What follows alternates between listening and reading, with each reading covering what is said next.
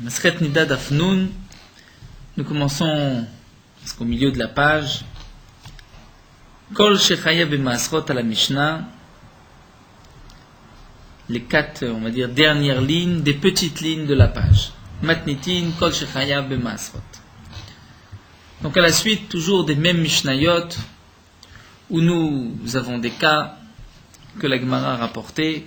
Par exemple, tout celui qui peut juger peut témoigner. Mais parfois, certains peuvent témoigner, mais ne peuvent pas juger. Ou encore, tout celui qui peut juger les dîners nefashot, c'est-à-dire les condamnations à mort, peut juger aussi les litiges d'argent. Mais pas tout celui qui peut juger les litiges d'argent pourra juger les dîners nefashot, les condamnations à mort. Et à la suite donc de ces Mishnayot, la Mishnah continue, Kol shechayav b'maasrot, tout aliment, donc qui est chayav b'maasrot, qui est tenu au prélèvement de Trumot ou Maasot, c'est-à-dire tout ce qui a poussé dans la terre d'Eretz Israël, Metamet ou Matochrim, va aussi être impur de l'impureté des aliments. C'est-à-dire, puisque c'est un aliment, ce qui est chayav b'maasrot, ce n'est que des aliments, il n'y a pas autre chose que des aliments, ce ne sont que des aliments. Eh bien, il y aura aussi la tumat ochlim, c'est-à-dire l'impureté des aliments, comme nous le verrons encore par la suite dans la Moudbet. Lorsqu'un aliment a le titre, le statut d'un aliment, d'un ochel, il pourra recevoir la touma lorsqu'il a touché un chéretz ou un mort, et il pourra la communiquer ici à d'autres aliments. Donc tout ce qui est chayav b'maasrot, obligatoirement c'est un aliment, c'est un ochel, donc il y a aussi la touma de ochlim. Mais inversement, c'est pas sûr. Pourquoi? Il y a parfois des aliments qui ont cette impureté tumatochrim des aliments, mais qui n'ont pas les obligations de maasrot des prélèvements. Quels sont ces exemples? La Gemara va tout de suite nous expliquer. La touye maï, la touye basar vedagim betzim, de la viande, du poisson ou des œufs. Ce sont des aliments, mais étant donné que ce ne sont pas des aliments qui poussent dans la terre, donc il n'y a pas les prélèvements de Maasrot. Donc nous avons encore un cas, tout ce qui est Chayav et Maasrot est un aliment qui a poussé dans la terre d'Eretz Israël, donc obligatoirement il a l'impureté de Tumat Ochlim, mais inversement, il peut y avoir l'impureté de Tumat Ochlim, mais pas obligatoirement un Chiyuv be Maasrot, une obligation de Maaser, lorsque ceci n'a pas poussé dans la terre d'Israël. La Mishnah suivante, Kol Shechayav be Pea. Pea, c'est lorsqu'un homme vient faire la moisson de son champ ou la récolte de ses arbres, il doit laisser un coin, une péa pour les pauvres. Toute récolte qui a l'obligation de péa, chayav b'maasrot, obligatoirement aussi l'obligation des maasrot. S'il y a péa, c'est que cette récolte a poussé sur un arbre, a poussé sur la terre, donc il y a les obligations des prélèvements de trumot ou maasrot. Mais inversement, yesh chayav b'maasrot v'eno chayav b'pei. Il y a des fois certains cas, comme nous allons le voir, où il y a une obligation de Maasrot, mais non pas de PA. La Gemara va expliquer quels sont ces cas, la Tuyema et la Tuyetena. Qu'est-ce que cette Mishnah vient inclure? Il vient inclure Tena, la figue, Veyerek et le légume. Nous allons voir que les Chachamim ont donné certaines conditions pour que un aliment qui a poussé dans la terre ait l'obligation de PA.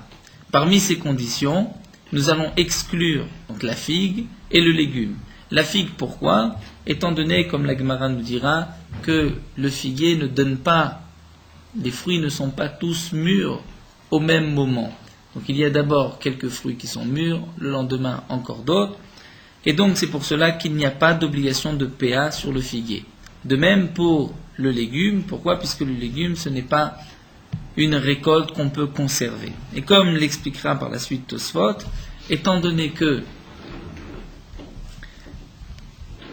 Minatora, d'après la Torah, l'obligation de PA n'est seulement que sur ce qui a poussé en Eretz Israël, mais pas seulement ce qui a poussé.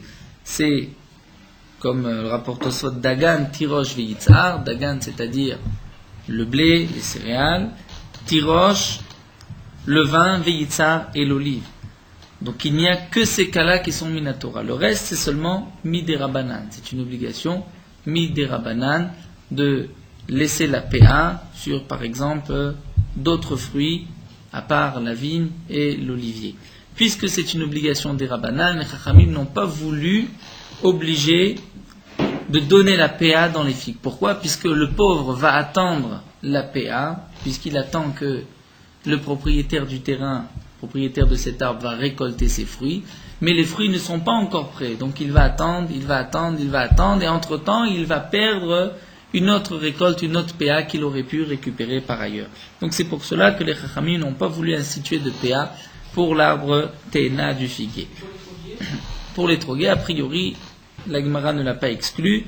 Donc les fruits, il y a un moment où on va dire tous les fruits sont mûrs en même temps. On pourrait prendre. C'est vrai que la Gemara dit que le étrog reste plus longtemps dans l'arbre, il peut rester d'une année à l'autre. Mais malgré tout, lorsque les fruits sont mûrs, ils ont l'air d'être tous mûrs en même temps. Et donc il y a l'obligation de PA sur même l'arbre de étrog. Donc nous allons le voir, puisque d'Itna nous avons une Mishnah. Klal Amur BPA. Voici la règle. Quels sont les fruits qui sont concernés par l'obligation de PA? Kol Shu Ochel. Tout ce qui est Ochel, un aliment. Nous verrons ce que ceci veut exclure. Venishma, qui se garde, c'est-à-dire qui n'est pas Efker, qui n'est pas abandonné. Vegidulo Minaret, qui pousse de la terre. Velikitato Keechad, et qui se ramasse en une fois. C'est-à-dire tous les fruits sont mûrs en même temps, ou marniso lekiyum, et qu'on peut conserver, chayav et PA, il y a l'obligation de PA. Ochel, puisqu'on a dit dans cette Mishnah, Ochel un aliment, les maoté sfiché setim vekutsa. Setim vekutsa, comme m'apporte Rashi, ce sont des herbes avec lesquelles nous allons fabriquer de la couleur, pour faire de la peinture, mais ce ne sont pas des herbes qu'on mange. Donc là, il n'y a pas de chiyuv PA sur setim Vekutsa. C'est seulement Ochel, un aliment. Venishma, il faut donc une autre condition, que cette récolte soit Nishma gardée, les maoté Efker, pour exclure le Efker. Ce qui est abandonné, il n'y a pas de Chiyuv PA. Un champ abandonné que je viens récolter, je n'ai pas l'obligation de laisser la PA. Vegidulo Minaret, il faut aussi que la récolte ait poussé de la terre, les maoté Kmim ou Pétriot. On vient exclure les champignons. Les champignons ne poussent pas dans la terre. D'ailleurs, on ne fait pas de bracha boré piri adama, mais chez Akol miya bidvaro, puisque les champignons ne poussent pas dans la terre, donc il n'y a pas non plus l'obligation de PA. Velikitato kechad, on devra donc avoir cette autre condition, c'est qu'on puisse ramasser le tout en même temps, on puisse tout récolter.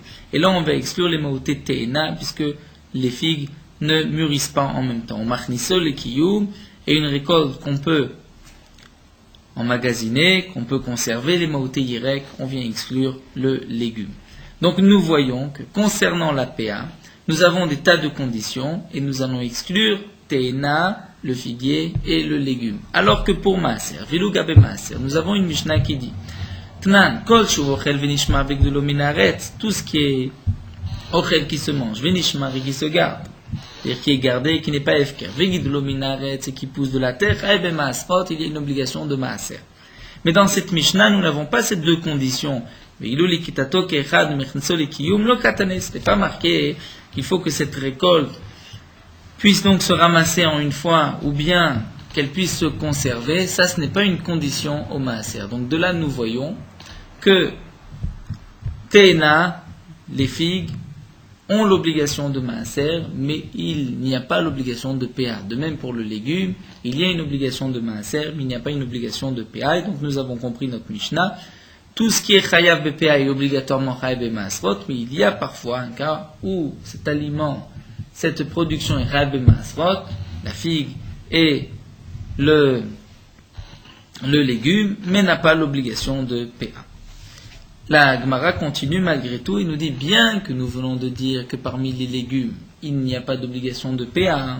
Mais Vim Ayubaim Shumim ou Betsalim, l'ail et l'oignon, étant donné que l'ail et l'oignon se conservent, donc il y a l'obligation Chayvim, il y a l'obligation de PA, même pour l'ail et l'oignon. D'ailleurs, nous avons une preuve d'Itnan, une Mishnah.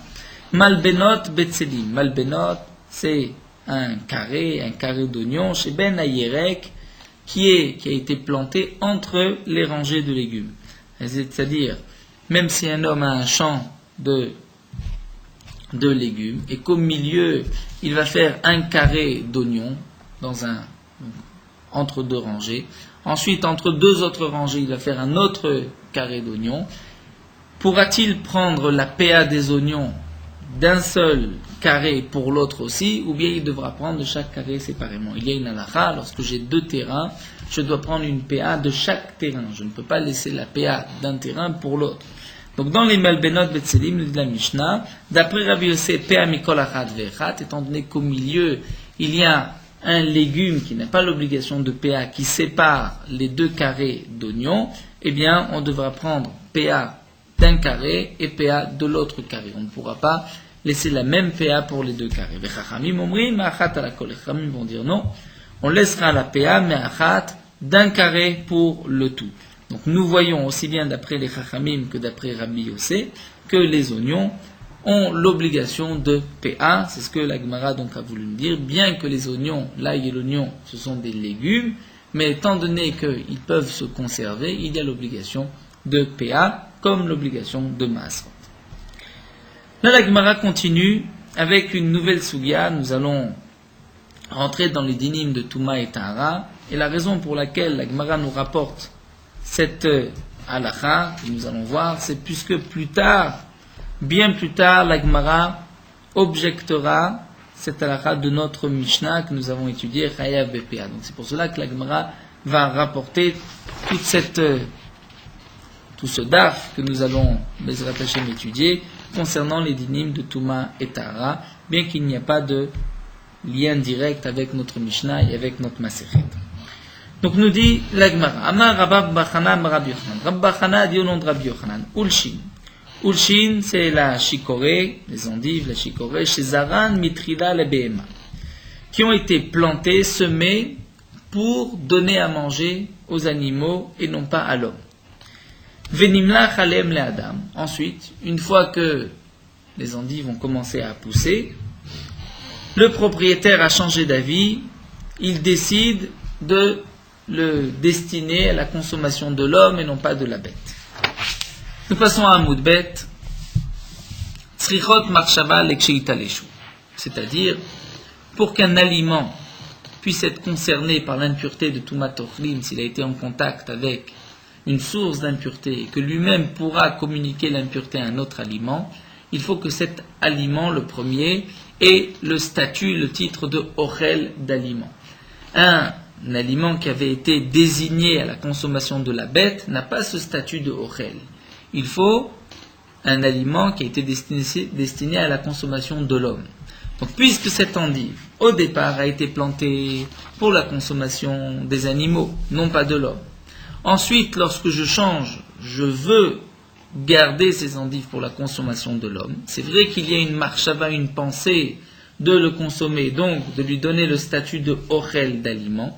Malgré tout, étant donné que l'endive est encore rattachée au sol, cette marshava, cette pensée n'est pas valable. Il faut que cette marshava, cette pensée de lui donner le statut d'aliment, se fasse une fois que l'endive a été détachée de la terre. C'est une lacha comme la Gemara va l'expliquer par la suite. Donc ici, il vient nous dire Rabbi Yochanan, bien que j'ai changé d'avis, j'ai décidé de le laisser à la consommation de l'homme, tzrichot marshava leksheita leshu. Donc ces endives ont besoin d'une marshava, d'une pensée de les consommer, leksheita leshu, lorsqu'elles vont être détachées de la terre. Pourquoi? Kassavar, il pense, marchevet chibour loshme marshava.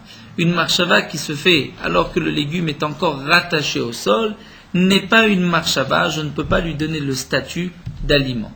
Comme nous le verrons par la suite, Rashi il explique quelle est la raison. Étant donné que lorsque l'aliment, l'endive est encore rattaché au sol, il ne peut pas recevoir et communiquer la touma, puisqu'il est rattaché au sol. C'est seulement une fois qu'il est détaché. Donc même cette marshava qui va lui donner le statut d'aliment de Ochel doit se faire une fois qu'il a été détaché, une fois qu'il est concerné par l'impureté de Ochel. Donc une telle endive, c'est vrai qu'elle a été destinée au départ, plantée pour la consommation de la bête. Donc elle n'est pas considérée comme un Ochel, même si elle a touché une source impure, un chéretz, prenons un exemple, un reptile mort, et qu'ensuite cet aliment va toucher un autre aliment. Donc l'endive ne communiquera pas l'impureté, étant donné que ça n'a pas le titre de Ochel. Malgré tout, si une fois l'endive détachée, je vais décider de la manger, donc je la destine à la consommation de l'homme, à ce moment-là, c'est considéré comme un ochel et cet aliment peut devenir impur et peut même communiquer l'impureté à d'autres aliments. Donc effectivement, lorsque un reptile a touché une pomme alors que la pomme était encore rattachée à l'arbre, la pomme n'est pas impure. De même, nous allons voir une autre halakha. C'est ce que la Gemara va nous rapporter.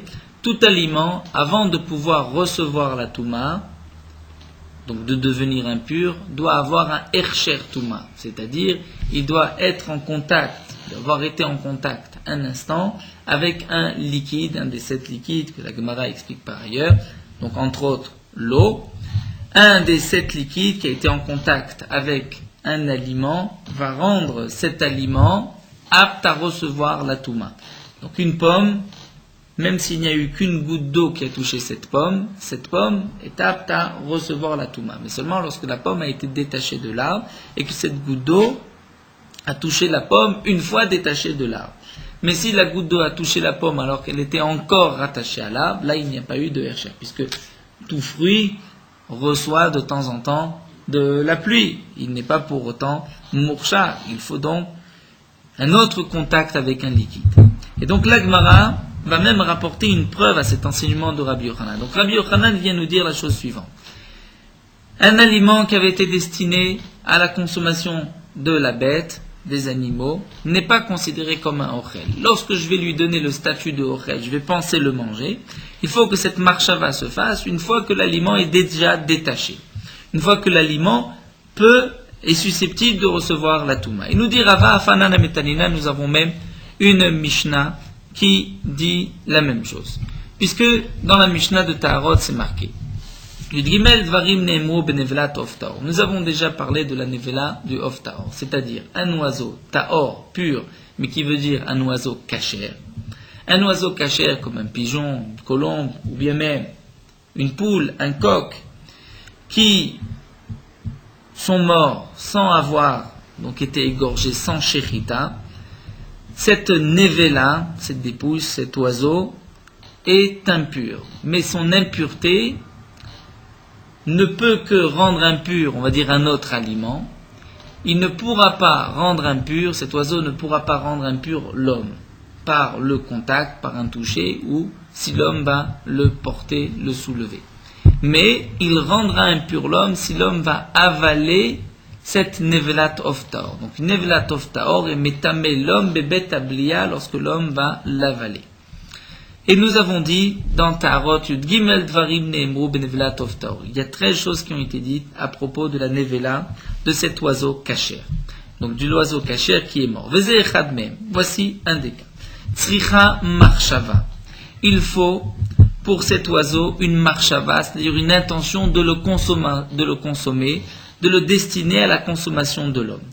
Et seulement lorsqu'il y a une marshava de le consommer, à ce moment-là, cette chair est automatiquement impure. Cette chair n'a pas besoin de recevoir l'impureté, puisque c'est de toutes les manières une nevela. Donc la chair est elle-même impure, et elle pourra communiquer cette impureté à d'autres aliments par un contact. Mais, un autre point, enatzricha ercher. Cette chair de cette volaille n'a pas besoin d'un ercher, c'est-à-dire n'a pas besoin d'être en contact avec de l'eau et n'a pas besoin non plus d'avoir été en contact avec un reptile pour être impure. Cette chair devient impure automatiquement. Donc nous voyons que la nevelat of taor, c'est vrai qu'elle n'a pas besoin de contact avec l'eau ou un contact avec la touma. Et nous le verrons par la suite pour quelle raison. Étant donné que la nevelat of taor a une touma très forte, puisque si quelqu'un va l'avaler, il deviendra impur, et même ses habits, les habits qu'il porte seront impurs. Donc ça c'est une touma chamoura, c'est pour cela que dès le départ, il n'y a pas d'obligation. Cet aliment, cette chair n'a pas besoin d'avoir été en contact avec l'eau pour être impur et pour communiquer l'impureté.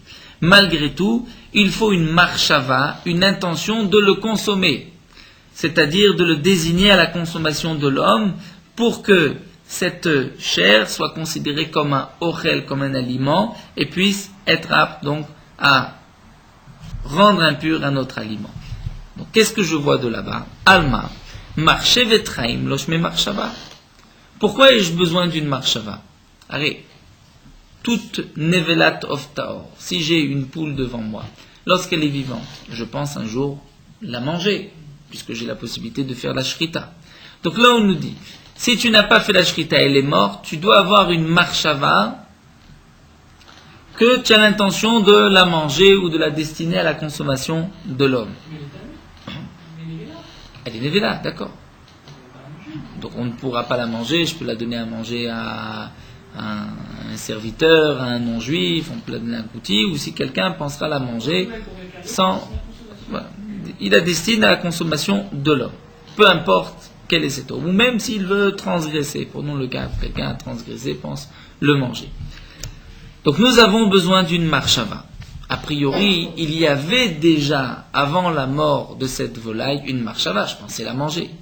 Donc je vois que cette marshava n'est pas suffisante. Il faut, après la mort de la volaille, encore une fois penser pouvoir manger cette chair. Pourquoi? Nous dit Rava, Alma, donc tu vois donc, marchevet raim loshme marshava. Tant que la volaille est vivante, même si tu penses la manger, cette pensée n'est pas suffisante. Pourquoi? Puisque, comme Rachid explique, lorsque la volaille est vivante, elle n'est pas impure, il n'y a pas d'impureté. Un animal n'est pas impur et ne reçoit pas l'impureté lorsqu'il est vivant. Donc cette marshava, cette pensée ne peut se faire qu'une fois la bête morte.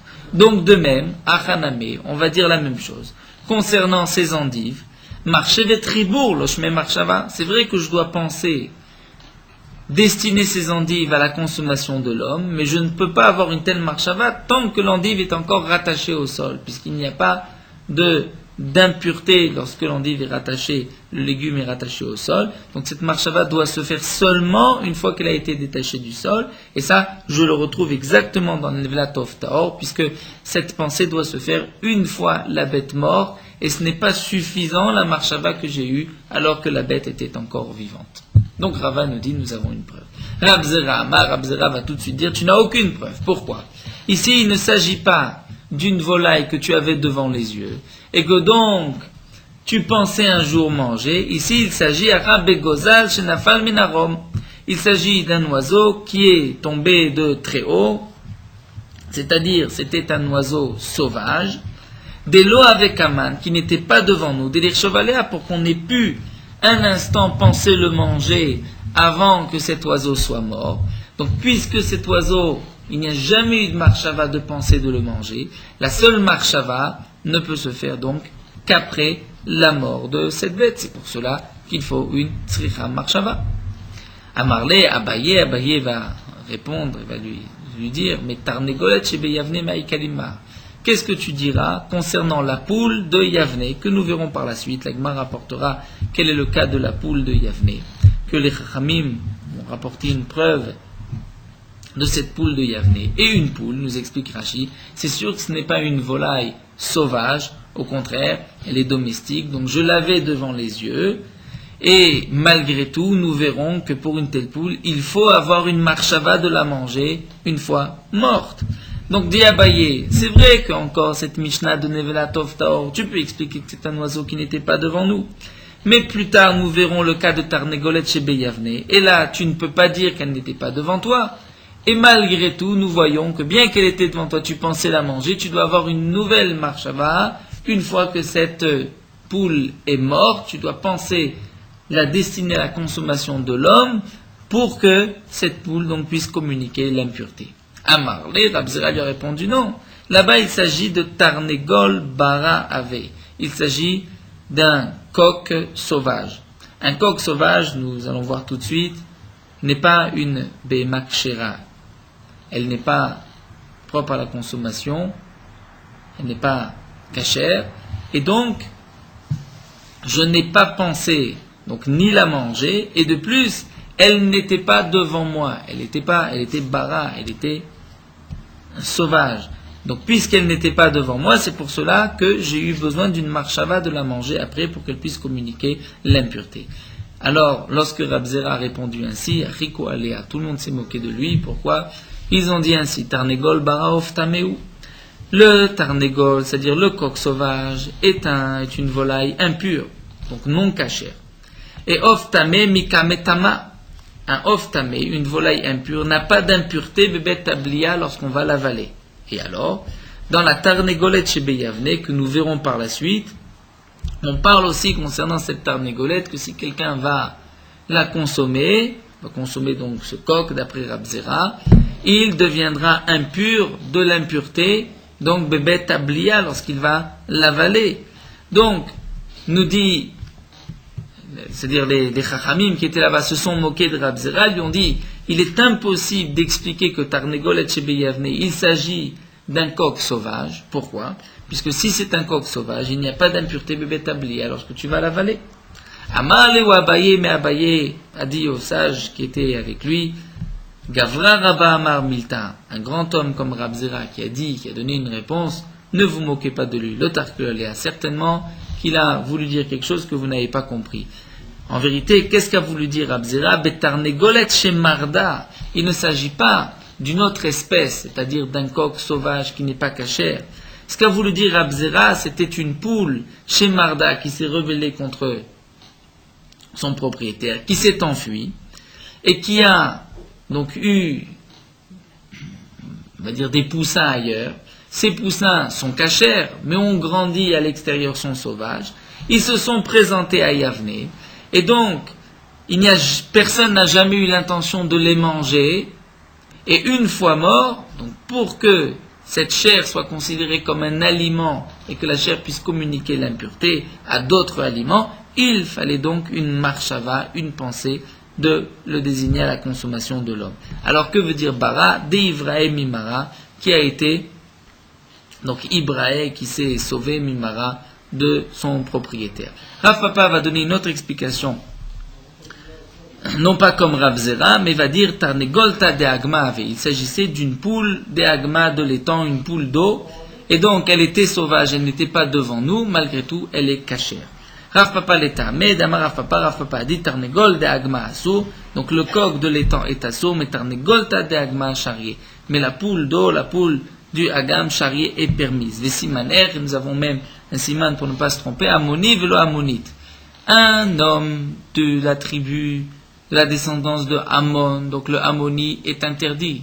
Une juive n'a pas le droit de se marier avec lui. Malgré tout, la Ammonite, la femme de la jeune fille du peuple de Ammon, elle a le droit de se marier avec un Ben Israël. Donc de même, vient nous dire la Gemara, le siman c'est que le tarnégol, le coq du Hagam est interdit, mais la poule d'eau est permise. Donc, ce que vous nous dites, Rav Papa, c'est que là-bas, dans le Tarnégol de Yavne, il s'agissait d'une poule d'eau. Et donc, cette poule d'eau n'était pas devant nos yeux, donc je n'ai jamais pensé la manger. C'est pour cela qu'une fois morte, il fallait la désigner à la consommation de l'homme pour qu'il y ait l'impureté de Ochel. Mais, nous n'avons pas de preuve à ce que nous a dit Rabbi Yochanan.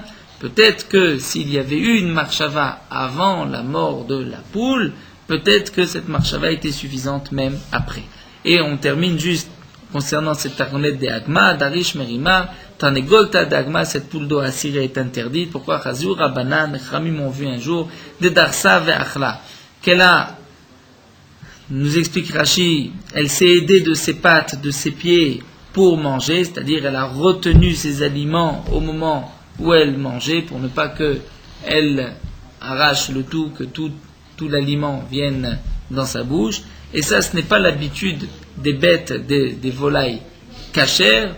Donc les chachamim ont dit, cette poule d'eau est interdite, elle fait partie des volailles interdites, vainu giruta, et c'est le giruta que nous savons par ailleurs qui est interdit, c'est cet oiseau qui est appelé giruta, c'est cette poule des agma, cette poule qui est dans les étangs.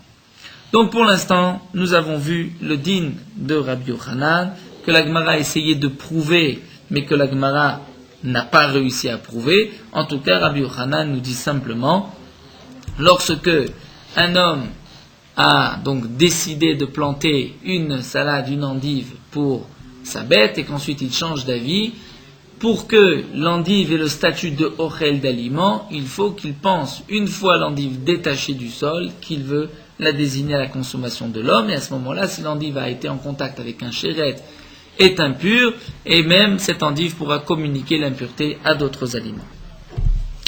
Tanourabana, nous avons une braïta. Gozal shenafal legat. Une volaille, un oiseau, shenafal legat, qui est tombé, legat, dans un pressoir, là où on presse le raisin.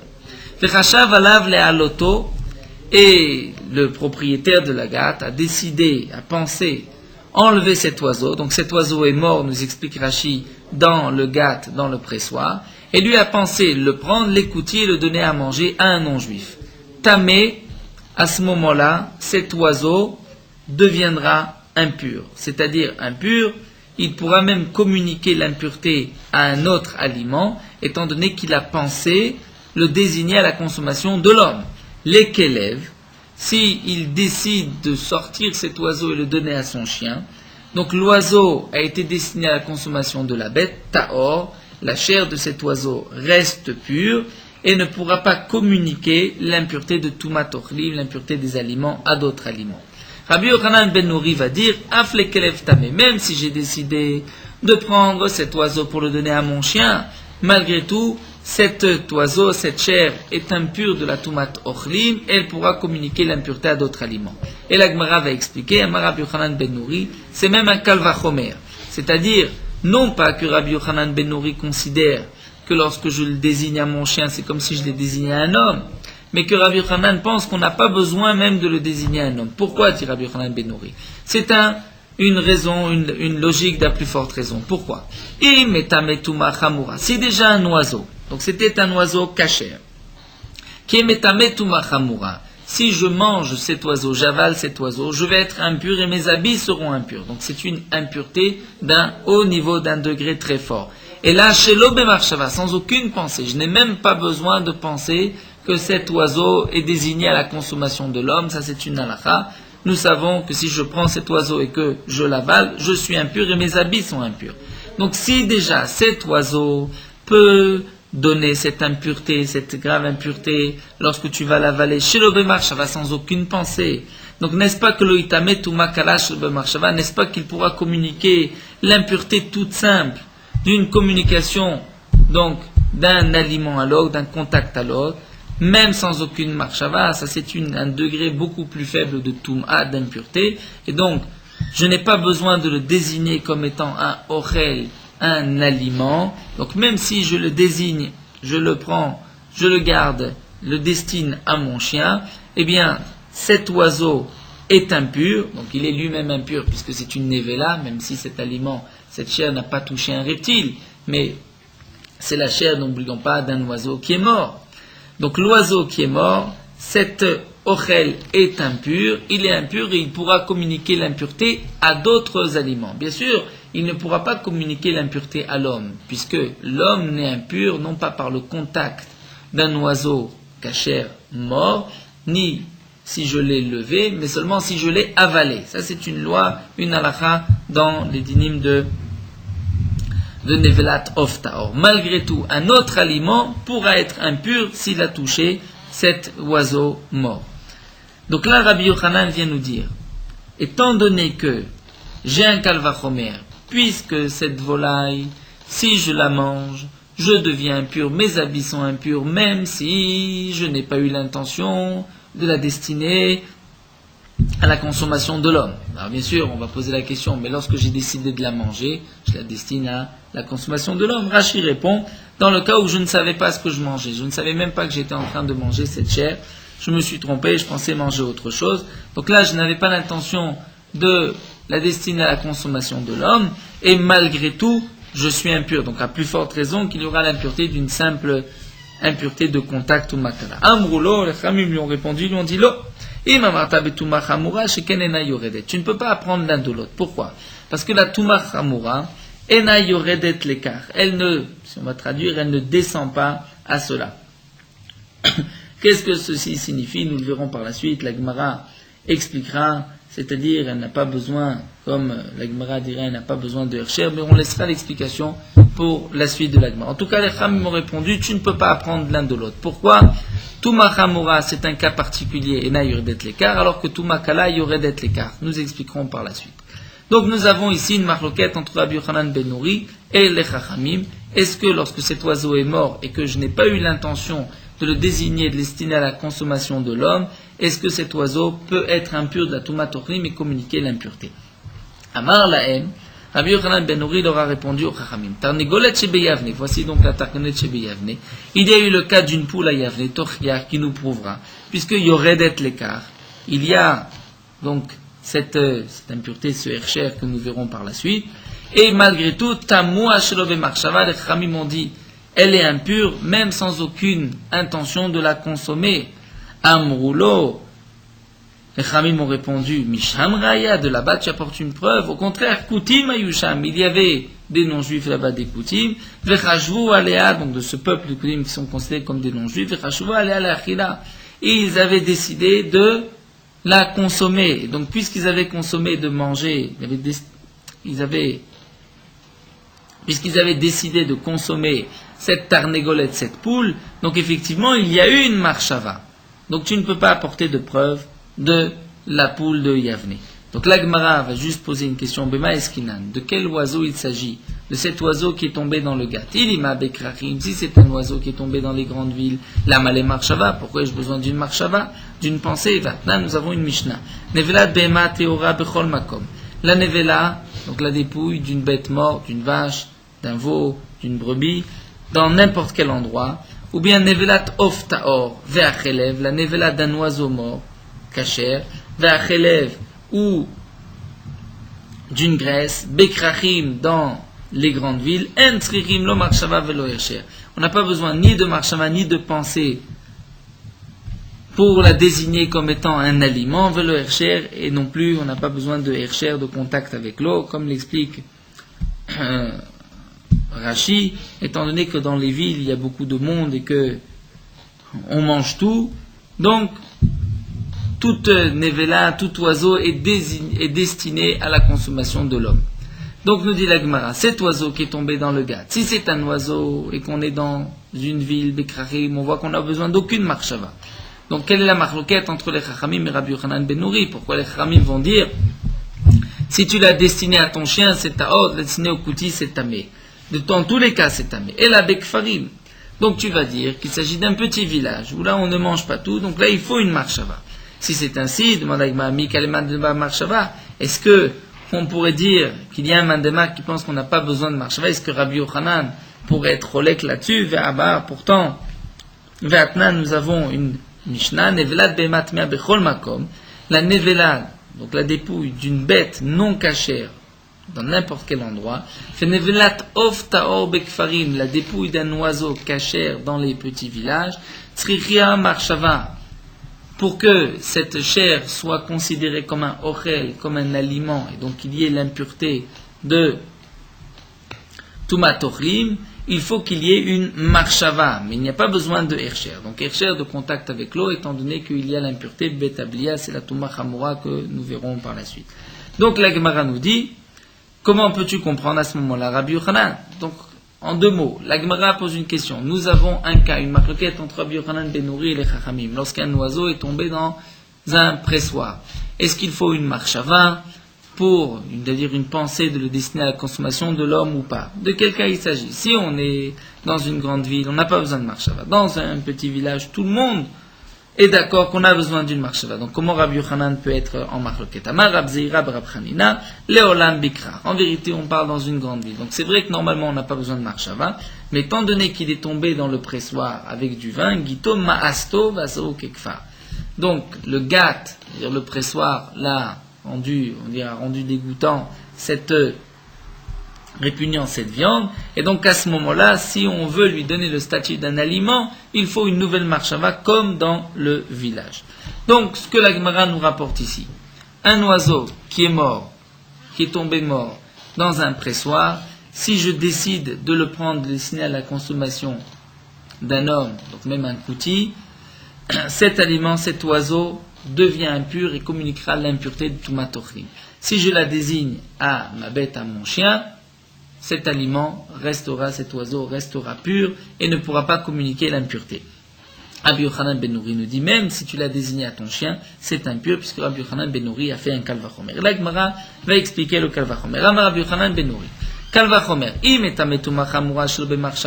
si déjà, donc un oiseau, lorsque je vais l'avaler, je vais devenir impur et mes habits seront impurs, donc c'est un degré très haut, une touma chamura très forte, très grave, shelo bemarshava sans aucune pensée, même si je ne pense pas la considérer cet oiseau comme un aliment.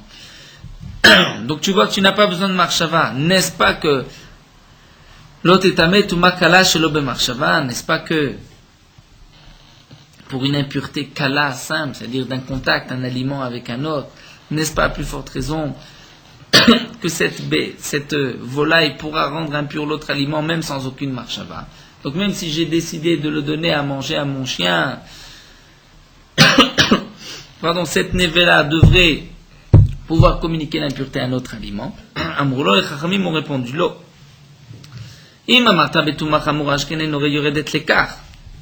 Donc nous avons vu la réponse des Chachamim, que dans la Touma Chamura c'est différent puisque Ena Yoredet Lekar. Qu'est-ce que signifie cette phrase? Ma Ena Yoredet Lekar. Amar Rava va expliquer. Achika Amrele. Les Chachamim ont aussi répondu à Rabbi Yochanan Beno. Et nous allons continuer encore quelques lignes d'Af Nun Aleph. Lo imamarta betuma Chamura shken nosek yotzeba. Dans la Touma Chamura, lorsqu'un homme va manger un oiseau, Nevelatov Taor, lui-même deviendra impur. Mais s'il touche un autre homme, il ne pourra pas lui communiquer cette même impureté. Puisque lui n'est pas Avatuma. Alors que la Touma Kala, cet oiseau, si cet oiseau est impur, il pourra communiquer la même impureté à un autre aliment, qui lui aussi communiquera l'impureté à un autre aliment. Donc toi tu viens faire un kalvachomer, tu viens dire dans la touma chamura j'ai pas besoin de marshava, de le désigner comme aliment, donc de même pour la touma kala, dit la Gemara non. Dans la touma chamura, c'est vrai parce que la touma chamura, elle ne peut pas communiquer au même niveau la touma. Une fois que je suis impur, je ne peux pas communiquer cette même impureté. Alors que touma kala, puisque je peux la communiquer, peut-être qu'à ce moment-là j'ai besoin d'une marshava. Amarle Abaye dit si c'est ça la question des Chachamim à Rabbi Yochanan ben Nuri, c'est pas une question, j'ai toujours un kalvachomer, kol dechenu, c'est la plus forte raison. Uma touma chamura, si déjà une forte touma, dès qu'il est, qui est malgré tout un peu plus légère. Pourquoi? Deno c'est kaïtseba, qui ne va pas rendre celui qui est impur et qui touche un autre homme, ne le rendra pas impur comme lui. Et malgré tout, metama shelo bemarshava, lorsque quelqu'un va la manger, cette volaille le rendra impur, même sans aucune pensée, sans aucune intention de le considérer comme un aliment. Alors, Touma Kala de Chamira, une Touma Kala qui est forte. Pourquoi? Deose Kayotseba. Puisque, lorsque cette volaille va toucher un aliment, cet aliment pourra communiquer à un autre aliment, encore la Touma. À ce moment-là, il nous dit, Shemitamesh le Marshava, n'est-ce pas plus forte raison que cet aliment peut communiquer la Touma, même sans aucune Marshava, pensée de le rendre Ochel. Donc, on ne peut pas expliquer ainsi la réponse des Chachamim. Alors, que signifie Yoredet? Et là, Rav Sheshat Achikama. Voici ce que nous dit Rav Sheshat. Voici la réponse des Chachamim. Rabbi Yochanan ben Nuri a voulu apprendre un kalvachomer. A dit, si déjà la volaille, lorsque je la mange, je suis impur, et je n'ai pas besoin de lui donner un statut de Ochel, d'une marshava, que je vais la manger. Donc, à plus forte raison que pour une simple touma de contact avec un autre aliment, je n'ai pas besoin de marshava. Donc, même si j'ai voulu sortir cet oiseau pour le donner à mon chien, cet oiseau sera impur, il communiquera l'impureté. Alors les Chachamim m'ont répondu lo. Ima marta d'après Rav Sheshat. Ima marta betuma chamura shkena tzricha ercher. La touma chamura n'a pas besoin de ercher. C'est-à-dire, lorsque un homme va manger une volaille, va l'avaler, il deviendra impur, même s'il n'y a pas eu de contact avec de l'eau, ou il n'y a pas eu de contact avec un chéret, avec un reptile mort, puisque la viande elle-même est impure. Touma avec touma kala, alors que la touma kala, pour dire que cet oiseau va rendre impur un autre aliment, il faut que cet oiseau ait été en contact avec de l'eau. Demande la Gemara, comment peux-tu dire ainsi? Mitzricha ercher. Tu dis qu'une nevela, of taor, un oiseau mort, il faut que cet oiseau ait été en contact avec de l'eau pour communiquer l'impureté. Vatnan, pourtant, nous avons une Mishnah. Shlosha dvarim neemron bedevelat of taor. Il y a trois choses qui ont été dites concernant cette dépouille de l'oiseau mort. Tzricha marshava, il faut donc une pensée le considérer comme un aliment, comme nous avons vu. Ve'ena metama ela bebet ablia, elle ne rend impure que dans la gorge lorsqu'on la mange. Ve'ena tzricha hersher, et la Mishnah nous dit il n'y a pas besoin de hersher, il n'y a pas besoin de contact avec l'eau. Alors la Gemara va dire non. Il n'y a pas besoin de contact avec un chéret, avec un reptile, puisque ce morceau de viande provient d'un oiseau mort. Ni d'Ersher Sheretz lo baem, mais Ersher maim baem. Mais il faut un contact avec l'eau. La Gemara dit non. C'est faux. Pourquoi? De la même manière qu'il n'y a pas besoin de contact avec un Sheretz, il n'y a pas besoin de contact avec de l'eau. Pourquoi? Pourquoi tu dis que cette dépouille morte, ce morceau de chair de cet oiseau mort n'a pas besoin de contact avec un Sheretz pour communiquer l'impureté? Il est impur de lui-même puisque c'est un oiseau mort. Pourquoi tu dis qu'il n'y a pas besoin de ce contact? Quel est un de Rabbi Ishmael? Comme l'a dit Rabbi Ishmael. Alors à ce moment-là, c'est vrai que normalement tout aliment, avant de devenir impur, de communiquer l'impureté, il faut qu'il ait eu un contact avec l'eau. Mais cette nevela n'a pas besoin de contact. Toujours, comme l'a dit Rabbi Ishmael. Pourquoi? Rabbi Ishmael, alcool zera zeroua. Il faut qu'il y ait un contact avec de l'eau sur toute graine qui a été plantée à Sherizaria. Mazraim, c'est Rabbi Ishmael vient dire. Quand est-ce que la Torah a dit qu'un aliment, avant de pouvoir d'être apte à recevoir la Touma, il faut qu'il soit en contact avec un liquide? C'est seulement un zera, donc un aliment, on va dire un légume, une graine, shen sofan et tamet touma chamura, qui n'a pas, en fin de compte, une touma chamura. C'est que si tu l'avales, tu ne deviendras pas impur. Eux ont besoin d'un hersher. Afkot shen sofan et tamet touma chamura. De même, tout aliment qui n'a pas de touma chamura a besoin d'un hersher. Mais la nevelatov taor, nous venons de voir que si je l'avale, je deviens impur, mes habits sont impurs. Donc il y a en fin de compte une touma chamura. Sofa et tamet touma, n'est-ce pas shen tsarich hersher, que je n'ai pas besoin de hersher. Donc la conclusion de la Gemara, c'est que lorsque un homme a devant lui la volaille, donc prenons le cas d'une poule morte, cette poule morte, la chair, devient automatiquement impure, même si elle n'a pas été en contact avec de l'eau. Elle devient impure puisque c'est la dépouille, donc c'est un oiseau mort. Et cette chair pourra communiquer l'impureté à un autre aliment, même si cette chair n'a pas été en contact avec de l'eau. Pourquoi? Puisque si j'avale la chair de cette poule, eh bien, je suis impur et mes habits seront aussi impurs. Il y a une touma chamura. Donc, la volaille en elle-même morte n'a pas besoin de contact avec l'eau. Donc, ça ne peut pas être la question des Chachamim à Rabbi Yochanan ben Nuri. Et donc, nous allons terminer avec l'explication finale de la Gemara. Donc, pour bien se comprendre la réponse, on va reprendre le cas Vachomer de Rabbi Yochanan ben Nuri et tout de suite la réponse de la Gemara. Donc le cas, c'était un oiseau mort qui est tombé dans un pressoir. Les Chachamim nous disent, si tu le prends avec l'intention de le donner à manger à un kouti, donc à un homme, donc cette volaille est impure et pourra communiquer l'impureté à un autre aliment. Mais si tu le sors, tu sors cette volaille avec l'intention, tu sors cet oiseau avec l'intention de le donner à manger à un chien, là, cette volaille n'est pas impure et ne communiquera pas l'impureté à d'autres aliments. Rabbi Yochanan ben Nuri vient nous dire, même lorsque tu le prends pour ton chien, cette volaille est impure et communiquera l'impureté à un autre aliment. Pourquoi?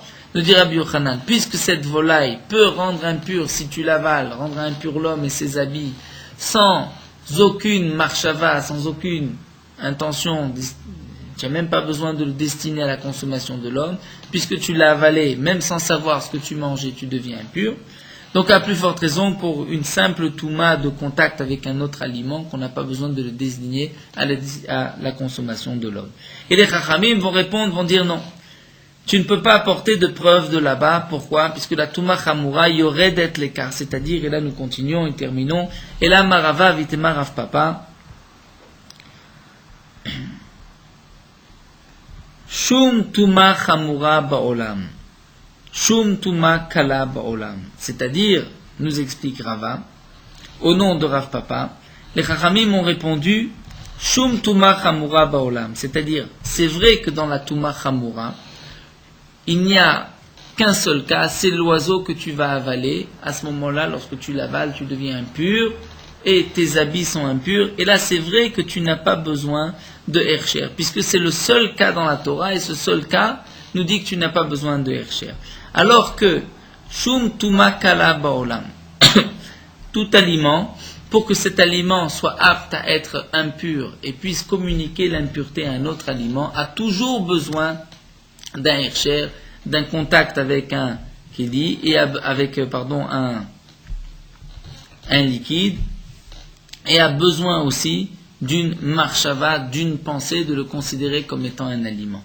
Et donc, tu ne peux pas apprendre l'un de l'autre. C'est vrai que ici, cette même volaille, si tu l'avales, tu n'as pas besoin de marshava, tu n'as pas besoin de penser, de le désigner à la consommation de l'homme. Pourquoi ? Puisque le seul cas où si tu l'avales, tu es impur, c'est dans le cas de la volaille. Là, la Torah dit, même si tu n'as pas pensé, tu ne l'as pas destiné à la consommation de l'homme.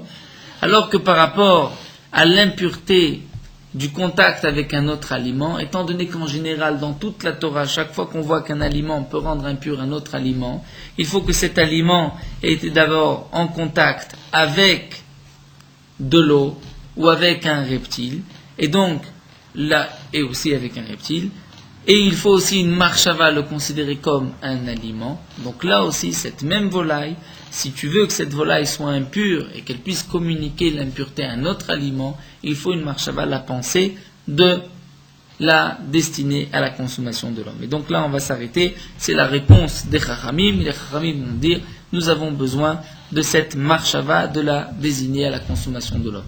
Donc en conclusion, ce que nous avons vu aujourd'hui concernant la Nevelat of Tahor, c'est vrai qu'une volaille cachère, comme une poule, comme un pigeon, si cette volaille n'a pas été égorgée, elle est morte, et qu'un homme vient la toucher, cet homme ne sera pas impur. Un homme va la porter, l'homme n'est pas impur. L'homme va la manger, l'homme devient impur. Maintenant, cette volaille elle-même, lorsque je vais la désigner d'après les Chachamim à la consommation de l'homme, eh bien automatiquement la chair de cette volaille est impure, puisque c'est une volaille morte, et si cette volaille est en contact avec un autre aliment, elle pourra rendre impur cet autre aliment, donc de cette même manière, étant donné que c'est un aliment impur. Donc bien sûr, elle ne pourra pas rendre impur un homme, puisque l'homme c'est seulement lorsqu'il va l'avaler, mais par rapport aux autres aliments, cette volaille pourra rendre un autre aliment impur par un simple contact, lorsque j'ai désigné cette volaille à la consommation de l'homme, d'après les Chachamim et d'après Rabbi Yochanan ben Nouri, même si je ne l'ai pas désigné à la consommation de l'homme. On va s'arrêter là et on reprendra toujours avec notre sujet à la suite.